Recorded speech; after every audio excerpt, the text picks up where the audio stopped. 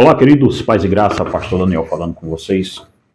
Gente, passando para falar um pouquinho com vocês aqui sobre Paulo em Atenas. Nós vamos trazer para vocês um pouco dessa mensagem que eu estudei e Deus propôs no meu coração trazer aqui para a gente conversar um pouco com vocês sobre isso. Porém, Atos 17:6 diz: Porém, não os achando, arrastaram Jason e alguns irmãos à presença dos magistrados da cidade, e clamando: Eis que os que têm transtornado o mundo chegaram também aqui. Atos 16, versículo 6. Um pouco antes de Paulo chegar em Atenas, ele foi para a cidade de Tessalônica. Cidade esta que tinha seus costumes, tinha suas crenças pagãs, e ainda por cima disso tudo uma boa pitada de judaísmo e muito de filosofia. Essa é uma junção muito complicada em uma sociedade quando se tem os costumes de crenças pagãs, sincretismo religioso, uma tentativa de coerência religiosa e uma pitada de fanatismo dos judeus naquela época, e também isso tudo sob o lastro, no caso, o lastro da filosofia. Porém, o evangelho pregado por Paulo não era o evangelho dominável, que você pode garantir o que vai acontecer depois que você pregue. Uma das coisas que nós, como pregadores, temos que entender é que nós não dominamos a mensagem. O evangelho é indominável. O evangelho ele não está preso ao seu costume, às suas crenças pessoais. O evangelho ele não está preso ao que você acha que vai surtir como efeito. Quando as pessoas me perguntam, muitas vezes, quem sabe do trabalho que eu e minha família temos com criança, e pergunta, como vocês planejaram isso? Ora, irmãos, nós não planejamos nada. Simplesmente nós abrimos a porta da jaula e deixamos o leão, que é o evangelho, sair, e ele está fazendo o que ele tem que fazer, ele vai destroçando, ele vai destruindo filosofias, crenças, costumes, valores pagãos e tudo isso, porque o evangelho tratora isso tudo. O evangelho não está disposto a negociar com filosofias pagãs e filosofias socráticas, aristotélicas. O evangelho não vai comunicar-se com nada disso, embora eu seja um amante da filosofia histórica, da filosofia dos pais, da filosofia socrática, da filosofia de Aristóteles, embora eu seja um amante disso, eu sei que o evangelho não vai dialogar com isso, porque o evangelho está acima disso. Então perceba bem uma coisa. O evangelho de Jesus Cristo é como um leão. Você não controla leões. Você não diz o que vai acontecer depois do púlpito. Entenda, quando eu falar de evangelho aqui, eu não estou falando de histeria de igreja pentecostal, que o cara fica gritando e os outros pulando. Isso daí é gente lunática, é gente descontrolada, é gente que não tem o que ver. Tá? Não é isso que eu estou falando. O que eu estou falando é que o evangelho vai chegar até você e ele vai destruir com todos os valores que você tem. O evangelho não precisa ser garantido ou avalizado por políticos para dizer que ele vai ou não ser pregado. O evangelho destrói sistemas políticos inteiros. Por isso que todo comunismo, quando ele é implantado em um país, a primeira coisa que o comunista chefe, um ditador comunista e qualquer ditadura, a primeira coisa que eles fazem é querer destruir com a Bíblia, é querer controlar o cristianismo, é querer controlar a igreja, porque o evangelho ele é esmagador aonde ele passa. Ele não te dá nenhuma segurança concernente ao que vai acontecer com você. O evangelho não te dá garantias de que você estará seguro aqui na terra. Ao contrário, se você quiser essa garantia, não pregue o evangelho de verdade. Os inimigos do verdadeiro evangelho são vorazes. Isto porque o evangelho, em sua essência, é voraz. Não existe meio termo no evangelho de Cristo. Ou falamos a verdade do evangelho, ou misturamos ele com filosofias pagãs e hipocrisias, e aí nos tornamos os mais miseráveis de todos os homens. Tessalônica foi a cidade que o apóstolo foi chamado de agitador. Foi aqui que Satanás entendeu o poder e a essência do evangelho. Ele entendeu que o verdadeiro evangelho de Jesus Cristo não causa excitação carnal, ele causa agitação espiritual. E isto nenhum sistema idólatra ou legalista ergueria. Isto nenhum sistema desses, ou de idolatria, ou de fanatismo legalista, aguentaria ficar diante do evangelho. Nenhum sistema legalista, nenhum sistema idolátrico, nenhum sistema político consegue ficar de pé diante da estrutura do evangelho. O evangelho em Atenas foi uma ameaça. O evangelho em Tessalônica foi um trator que passou destruindo tudo. O evangelho, quando chegou em Éfeso, destruiu com a poderosa Diana dos Efésios. Foi aqui em Tessalônica que Paulo foi chamado de o agitador. Foi aqui que Satanás entendeu que o poder da essência do evangelho não é brincadeira. E aí o texto que eu li no começo diz em Atos 17:6, porém não os achando, arrastaram Jason e alguns irmãos à presença dos magistrados da cidade e clamando, estes que têm transtornado o mundo chegaram também aqui. Atos 17:6. A perseguição foi implacável. Eles não sabiam o que fazer. Então contrataram homens vaidosos para promover uma perseguição àqueles homens. Parece que Satanás estava mesmo disposto a entrar em uma guerra ferrenha contra o recém-nascido evangelho em Tessalônica. O diabo sabia que todas as suas prisões e fortalezas criadas ao longo dos séculos iriam a bancarrotas apenas com a pregação daqueles seguidores do carpinteiro. Satanás investiu tudo o que tinha, mentira, perseguições físicas e todas as outras pressões que ele pudesse fazer, mas nada disso adiantou. Tessalônica viu o poder do evangelho agitar as suas estruturas. No final, não foi um evangelho morno que nasce corrompido, cheio de não me toque, cheios de linho e sedas finas. O evangelho não tem como símbolo uma cama coberta com sedas finas e caras. Não tem um travesseiro de pluma de ganso para recostar a cabeça. O símbolo do evangelho é uma dura cruz. Suas amarras são pregos e o seu apoio de cabeça é uma coroa de espinho. Este é o símbolo maior do evangelho. Tessalônica viu isto de perto e os seus protetores romanos não tiveram força física para deter-lhes. Os filósofos gregos não tiveram sapiência para debater com o seu poder. Nem tampouco os velhos rudimentos judaicos conseguiram chocar-se contra ele e permanecer de pé. O evangelho é como uma bigorna gigante e a sua pregação verdadeira é o seu martelo. Você pode colocar tudo que venha contra ele e ele vai bater com força e nenhuma filosofia humana resistirá ao martelo e ao apoio da bigorna. Depois de um tempo você verá que aquele objeto grande que entrou em contato com a bigorna e com a marreta agora não passa de pó.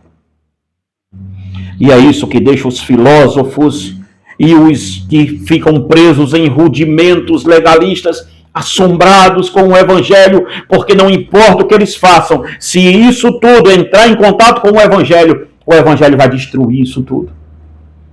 O evangelho de Cristo.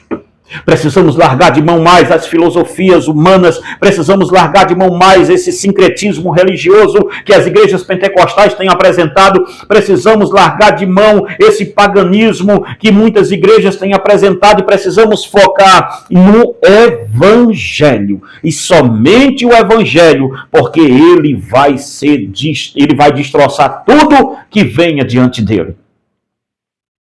A cidade promoveu a perseguição para que o evangelho não entrasse em contato. Mas aqueles novos convertidos tinham como exemplo os crentes verdadeiros, crentes que estavam dispostos a morrer pela sua fé.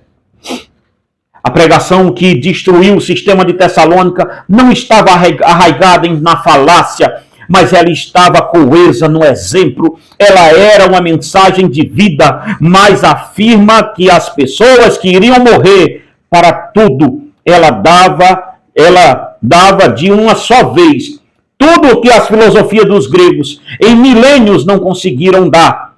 Esta mensagem mostrava como aqueles homens eram bárbaros, fantasiados de sábios. O evangelho tirou a roupa de sábio dos filósofos gregos e mostrou: vocês não passam de bárbaros. Vocês não passam de bárbaros baseados em rudimentos antigos e que nada mais são do que rudimentos antigos e barbáries de ideias. Pois mostrava como aqueles homens eram bárbaros. Pois quando não souberam responder às perguntas que só o evangelho poderia responder, eles preferiram matar os mensageiros. Perceba, eram as cidades gregas que estamos falando, de pessoas pensantes, de pessoas que queriam debater pensamento, mas quando eles viram a realidade do evangelho, eles disseram: não existe debate com essa mensagem, não existe debate quanto a isso, então antes que eles tomem nossas cadeiras, vamos matá-los. É isso que o evangelho causa. A destruição de quem não se amolda a sua mensagem. Ele sabe que aquilo lá no fundo é verdade, e você sabe que lá no fundo eu estou falando a verdade, mas você vai preferir dizer que é um engano, dizer que isso é um doce engano, dizer que isso não tem nada a ver, dizer que eu estou inventando, dizer que eu estou passando dos limites, mas você sabe que lá no fundo é verdade o que eu estou dizendo. E tal qual aqueles homens, você talvez não possa fazer o mal que eles intentaram fazer para o apóstolo. Mas o evangelho mostrou que aqueles filósofos não queriam pensamento. Mostrou a barbárie. Então, se nós não conseguimos debater, vamos matá-lo. Este evangelho mostrou como os judeus não sabiam nada sobre Deus, sobre o Deus da lei, pois viviam apenas para satisfazer as suas vaidades religiosas. De uma só vez o evangelho mostrou para o mundo que ele incendeia e traz para fora todo o ódio que os homens sentem contra o nosso Senhor Jesus Cristo. Não se engane. Aqui mesmo na internet tem um monte de pessoas dizendo que estão se convertendo, mas se elas conhecessem o evangelho de Cristo de verdade, elas odiariam os pastores que estão pregando para elas. Na maioria das vezes são falsos pastores que estão pregando por serem falsos pastores, estão pregando um falso evangelho. De dizer: olha, isso é assim, isso não tem nada a ver, Deus não é radical concernente ao pecado, assim, do jeito que ele está falando, eu acho que não é assim, dá para ficar desse jeito. Não. O evangelho é radical. O evangelho destrói a vaidade religiosa, e todo aquele que não se amolda a ele, só tem dois caminhos para você passar: ou você se amolda ao evangelho, ou você o odeia. Você não pode ficar amigo do evangelho verdadeiro. Se você gosta das mensagens de pregadores e não se converteu ainda, saiba, isso não é o evangelho que ele está pregando. Por grande perseguição, o apóstolo Paulo se deslocou para Bereia. Mas lá também os judeus e outros religiosos vieram contra ele e naquela cidade. Mas nada disso mas nada adiantava. Eles já haviam deixado pessoas nativas naquela cidade, embebidos do Espírito Santo. Era só uma questão de tempo para todo o sistema do diabo ruir diante do poderoso martelo do Evangelho. Agora esta mensagem está se movendo para o centro cultural do mundo. E ali Satanás tem os seus melhores. Ali onde já foi o centro do que chamava o berço da civilização. Mas se orgulhava bem, mas se olharmos bem, que civilização é esta que a filosofia ateniense tenta chamar de moderna? Era, na verdade, um conglomerado de cultos a diversos deuses. E cada um desses cultos tinha a sua peculiaridade. Pois eram todos eles movidos por muito vinho e sexo bestial de todas as formas. O que a filosofia dos atenienses chamava de moderno era, na verdade, a velha prática pecaminosa da degradação moral. Isso tudo regado com muito vinho e com muitas cabeças filosóficas pensando em como apoiar os seus desejos bestiais dentro de um bojo intelectual que promova a paz de espírito para quem estiver nesta prática. Isto era o que se chamava de berço da civilização moderna, Atenas. Mas está chegando ali um homem cheio do Espírito Santo, com uma mensagem que os atenienses ainda não tinham ouvido,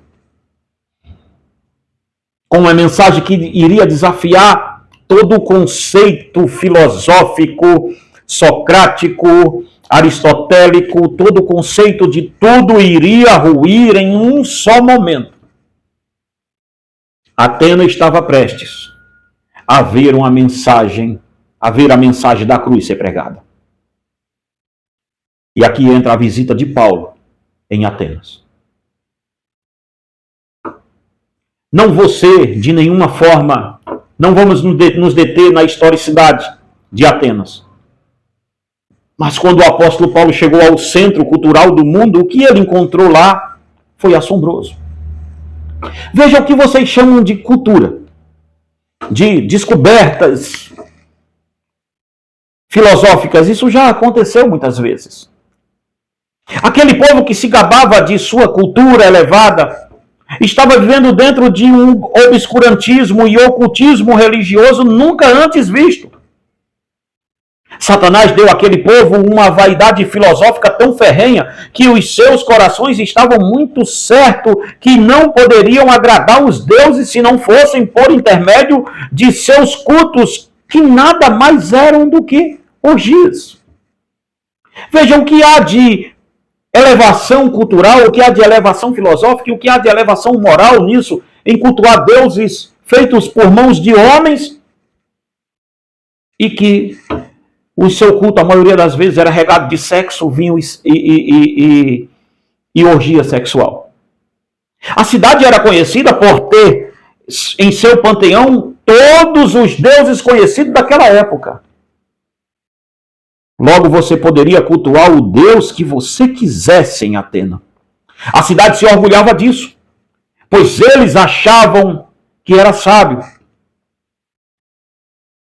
moderno, pois eles achavam que era sábio e moderno. É moderno seguir o seu próprio Deus.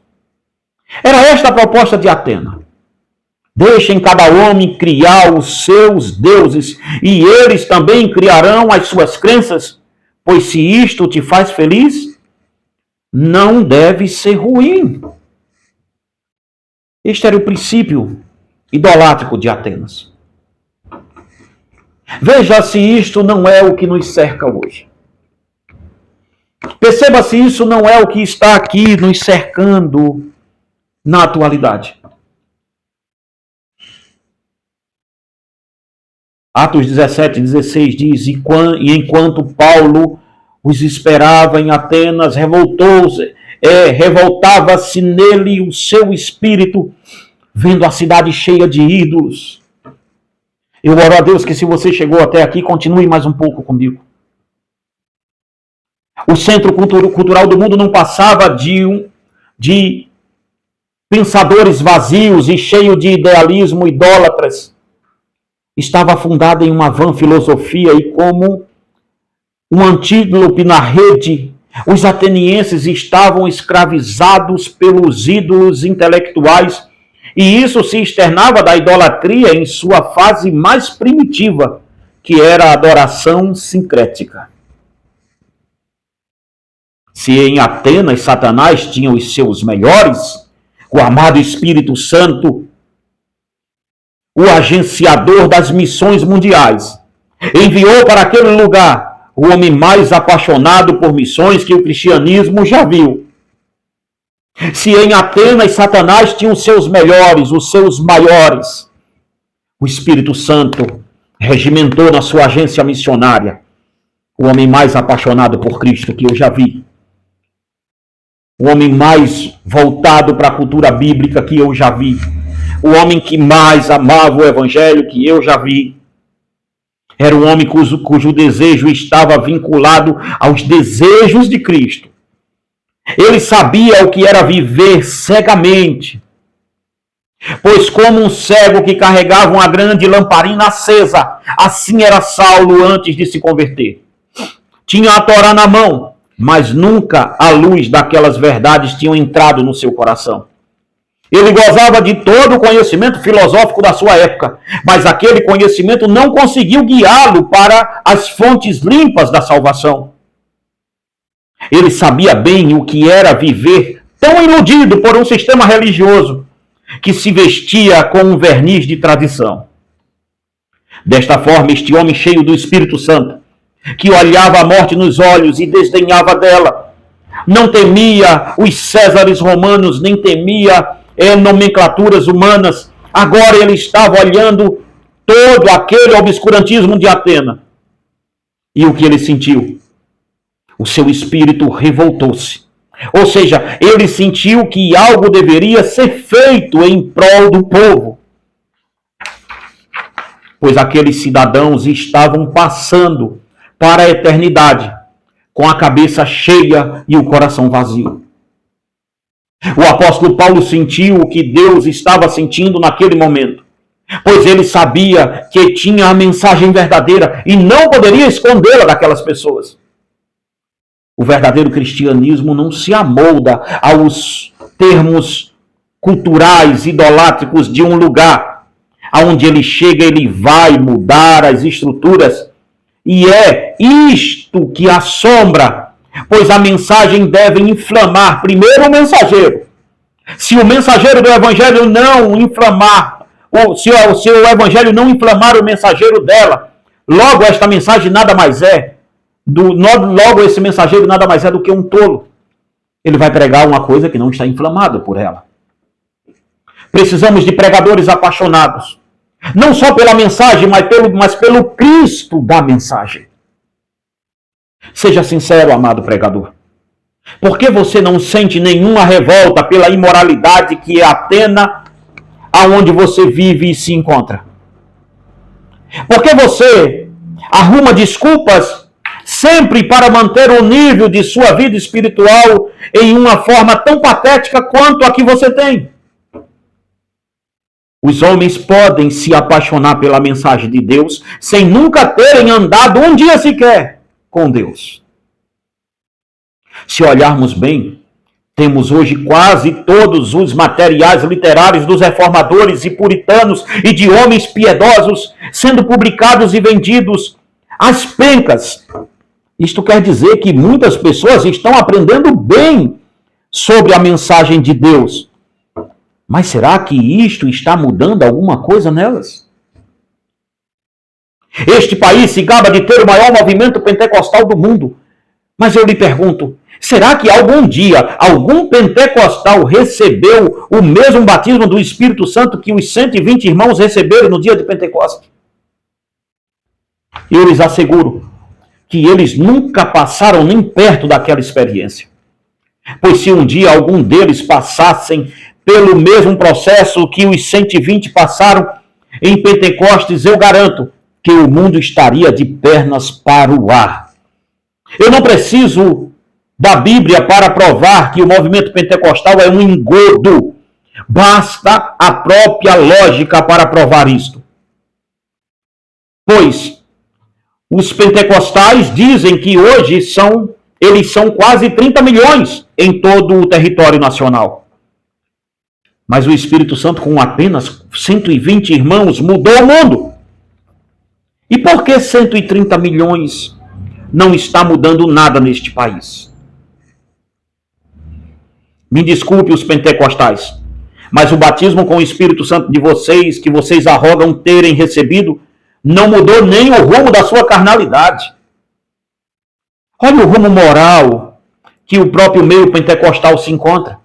E veja se isso é mesmo obra de pessoas que receberam o mesmo poder que os irmãos do dia de Pentecostes receberam. Eu tenho certeza que dentro do movimento pentecostal não existe uma única pessoa, nenhuma, que recebeu aquele mesmo Espírito que os 120 irmãos receberam um dia.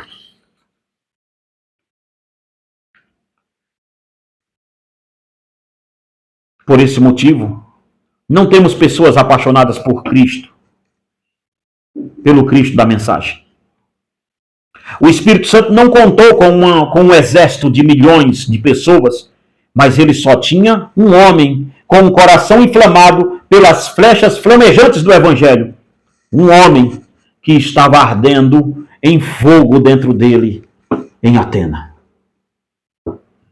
Precisamos de pregadores que se importem com a pregação do Evangelho e que não tenham estima à sua reputação pessoal, que não tenham medo de magoar parentes, amigos, que falem a verdade sem temor ou tremor, que seja de fato um arauto de Deus, um homem que tenha um ódio mortal por tudo aquilo que Deus odeia. Um homem que creia em Cristo como o ar que ele respira. Um homem que faça da sua vida uma pregação pública. Precisamos de pregadores que sintam a agonia nas almas do inferno, que ame tanto a Deus, o Deus da pregação, que viva intensamente para falar só de Deus e não perca tempo com mais nada. Eu oro muito a Deus para que Ele envie este homem para esta nação. Um homem apaixonado por Deus, como Paulo, como Elias, como João Batista, que tinha uma mensagem e esta mensagem iria mudar o mundo e todo o sistema religioso iria ser abalado por ela. Nós vamos parar por aqui. E eu peço a você. Nós vamos fazer a parte 2. Deixa aqui no comentário se você quer que a gente volte, porque senão vai ficar muito estendida essa mensagem. Mas eu peço a você, querido, está na hora da gente largar de mão. Você que é pentecostal, está na hora de você largar de mão desse falso batismo com o Espírito Santo que você tem. Eu lhe digo, eu já fui pentecostal.